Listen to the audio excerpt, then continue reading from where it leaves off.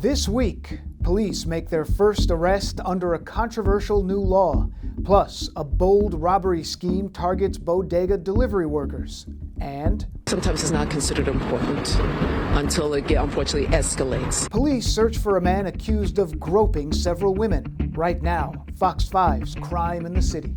For our first story this week, we travel to the Melrose section of the Bronx, where a man was stabbed following a dispute on a subway train. The NYPD has released the name of the man who was fatally stabbed on a number 2 train in the Bronx yesterday afternoon. Investigators say 33-year-old Nigel Dumas of the Bronx was stabbed with his own knife after an argument and a struggle at the 3rd Avenue 149th Street station in the Melrose section. Police say 37-year-old Shane Cunnison was taken into custody yesterday. He's facing manslaughter charges. We now head to East Harlem, where a 62-year-old man was shot and killed by 2 NYPD officers. It all started at around 12:30 this morning following several 911 calls. Police say they found a man with a gun in his hand at 103rd and 3rd. According to the NYPD, officers opened fire after the man was repeatedly told to drop the weapon. He died at a local hospital. A gun was found at the scene. Down in Park Slope, the NYPD is searching for a man they say is wanted for at least 4 groping incidents. A community in Brooklyn is looking out for a groping suspect who police say is wanted for several incidents. That's right. The first incident was all the way back in June, but police say he touched 3 more victims in this month alone. Good Day's Briella Tomasetti has the latest and the community's reaction in Park Slope this morning. And Briella, looks like we also just got some new pictures of this guy. Yeah, and hopefully that'll help them track him down. Dan and Tashani, good morning to both of you. And this man allegedly groped 3 women in their 30s in the same exact week. Police say there is a clear pattern here. He seems to be targeting all of those victims while they are alone walking at night. And now neighbors are really hoping that the NYPD can catch the man responsible for this before he does something even worse. It's really concerning. Police have released new footage of a man who's wanted for at least 4 groping incidents in Brooklyn. Take a look at this Crime Stoppers video where the suspect is seen walking near the intersection of 5th Street and Prospect Park West in a black shirt, dark jeans, and white sneakers. According to investigators, that's where the most recent attack happened on August 14th. They say just after midnight, the suspect grabbed a 34-year-old woman from behind and then ran off. It's a little disheartening to hear. I hope women are staying safe, and hopefully someone is able to catch the person that's doing this. Police allege the same man assaulted 2 other women in the same area on August 10th and August 13th while they were each walking alone at night, and have tied him to another incident dating back to June 25th. While none of the women were injured, the attacks have stirred up fear in the neighborhood. Unless it's a murder, which tends to be more sensationalized, sometimes it's not considered important until it unfortunately escalates. One thing that my office is trying to push our communities to do is to report if they feel comfortable, because without a report, the police will not investigate. Democratic City Council member Shahana Hanif, who represents the area, says constituents have reached out to her about the groping incidents. In response, she asked the NYPD to beef up its presence until the suspect is caught. As of right now, I know that the 78th precinct is expanding its patrol. Police have not made any arrests, but the NYPD is asking for anyone with more information to call the Crime Stoppers hotline at 1-800-577-TIPS. You can even send in a tip via social media. Obviously, it's better that this person is off the streets sooner rather than later. Back in the Bronx, bodega delivery workers appear to be the targets of a brazen, concerning robbery scheme. It has owners and those workers on edge. Well, new concerns tonight about the safety of bodega workers in the Bronx. This time it has to do with those who deliver from the store to your door. As Fox 5's Jessica Formosa shows us, people are apparently placing orders and then robbing the delivery drivers when they arrive. It's a new robbery scheme that has many Bronx bodega owners and their employees on edge. The last moped that we had, the delivery guy had a gun pointed at him, and it could have ended up really bad for him. And it's just, it's not really worth it. Jordi Pichardo works at his mother's bodega, 056 Deli and Grocery, in the Grand Concourse section of the South Bronx. Lately, he's been doing deliveries after 2 delivery workers quit after being robbed on the job. They'll basically call and they'll see, I need a food platter, $20. Hey, can you send change for 100? The delivery worker gets on their moped and drives to the location. But once they arrive, they are met by thieves who take off with the food, money, and the moped. They are wearing, the helmets, glasses, and the mask. So it's hard to identify because they don't leave any clue behind. Francisco Marte is the president of Bodega and Small Business Group. He says in the last 2 weeks, 6 robberies have been reported throughout the Bronx. That can escalate to violence. We don't want more tragedies. And we see so many tragedies happening and so many bodegueros, they be stealing or they be beat them up. So we don't want more escalation and violence against the small business. One of Jomari's delivery workers was robbed at gunpoint, she says, telling Fox 5 4 of her workers have been a target. They robbed him, took the food, money, and the moped. They call in advance asking for the delivery man to bring change of $100. They've stolen 4 of my mopeds already. Marte urges all bodega owners not to make any late deliveries and to make sure that all deliveries are paid in advance so the delivery workers don't carry any cash. He also says that every crime should be reported to police. Earlier this summer in Soho, a well-known sneaker reseller was murdered.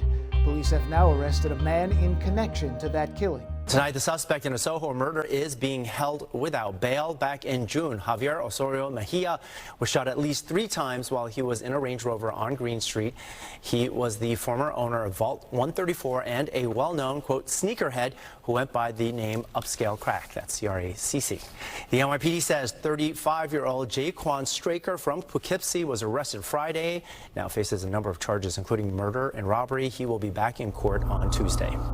We now leave the city for Long Island, where police say a man was distraught after being forced to move from his late mother's home. Police say that man then shot and killed 4 of his family members before taking his own life in an apparent murder-suicide. An entire neighborhood left grieving and in shock after police say a man killed 4 family members before turning the gun on himself. All right, it's our top story tonight at 5. Fox 5's Jody Goldberg is live from Syosset. And Jody, what are you learning from police tonight? Steve and Natasha, authorities say this is one of the worst crime scenes they've ever seen. Absolutely horrific, and neighbors and loved ones, they were already mourning the loss of a loved one, of their mom who died, and now they're grieving an entire family. God protected me because, I was supposed to be in there with them. But instead, Randy walked outside to this, a crime scene in what's normally a quiet cul-de-sac. The neighbor says she was going to be setting up food inside the DeLucia's home Sunday morning. Their 4 siblings were set to meet with a realtor to discuss selling their childhood home. Their mom died last week. She was 95 years old. I said in memory of Terry, I'm going to bring some food over. At the same time, it's for you, Tina, to celebrate your birthday. There was no celebration. Police say the youngest sibling, 59-year-old Joseph DeLucia Jr., shot and killed his 2 sisters, his brother, and his niece. He decided that day to get a loaded Mossberg shotgun, 12 gauge, approached them in the rear area of the house, and from the kitchen fired 12 shots, striking all 4 of them multiple times.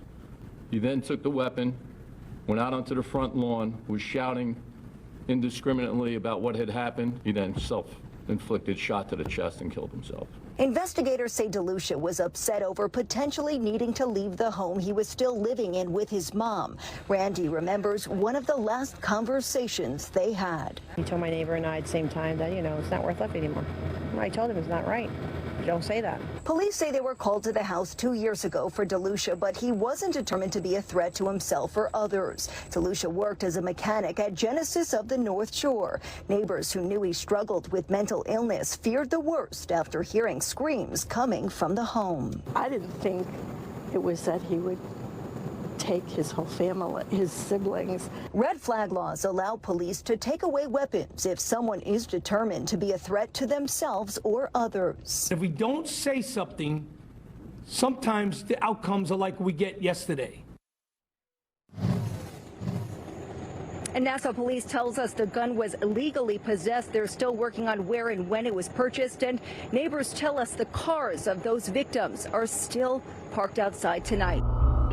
And finally, we end in Nassau County, where police made the first arrest under a new local law banning face masks. Officials in Nassau County saying their controversial mask ban is already delivering results. That's right. They say the ban led to the arrest of an 18-year-old with a large knife. Jessica Formosa live in Mineola with new details. We just learned about that arrest. Jess. Stephen, Natasha, that's right. Officials here today saying that this new ban actually works, that it prevented a tragedy from happening on Sunday. Police say a concerned resident called 911 saying that she saw a suspicious man wearing a mask. Authorities telling us that that suspect told them he was going to commit a robbery. We averted a crime. Somebody could have been stabbed as a result of this. Nassau County Police making their first arrest under its controversial new law banning face masks in public. Police say on Sunday a concerned Levittown resident called 911 reporting a suspicious man wearing a mask. This individual in himself was not suspicious. The fact that he was wearing that mask is why the call came in. Why it was suspicious. Police say it was around 8 p.m. in Hicksville, right on the border of Levittown. 18-year-old Wesley Omar Ramirez Castillo was wearing all black and a black ski mask. After questioning him, police noticed something bulging from his waistband. It was a knife. He turned around and he said, "I'm wearing the mask. They told me to wear it, and they gave me the knife to do a robbery." They patted him down on the waistband and they recovered a large butcher-style knife, a Rambo-style knife. Authorities say Ramirez Castillo of Guatemala is in the country illegally. He was charged with criminal possession of a weapon, obstructing governmental administration, and violating the new mask ban. If we don't give our police officers the tools necessary to combat crime, someone with a knife like this could potentially kill somebody. But there's a lot of controversy surrounding the Nassau County ban. Although it exempts the use of masks for health and religious reasons, a disability rights organization is challenging the ban, filing a federal class action lawsuit citing discrimination against people with disabilities. The New York Civil Liberties Union says the law is concerning. Nassau County is using the mask ban as a way to engage in selective enforcement. The Nassau County Police Department has a history of aggression and discrimination. To say that the arrest justifies the mask ban to us is a non sequitur. It really is a silly leap of logic here. Now, as to that class action lawsuit, the county executive says he is not worried. Now, as to the suspect, well, he is back on the streets due to the bail laws. He was not held. We are told that he has ties to gangs. That's this week's Crime in the City. You can subscribe for more at youtube.com/Fox5NY.